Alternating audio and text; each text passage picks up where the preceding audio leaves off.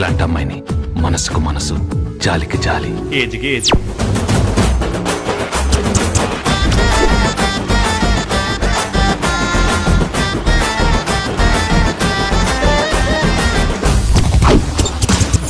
Mother తెరిసాయే మళ్ళీ పుట్టి police అయితే ఎలా ఉంటుందో అదే మా ఏసీపీ కృష్ణ. అయ్యో అయ్యో అయ్యయ్యో.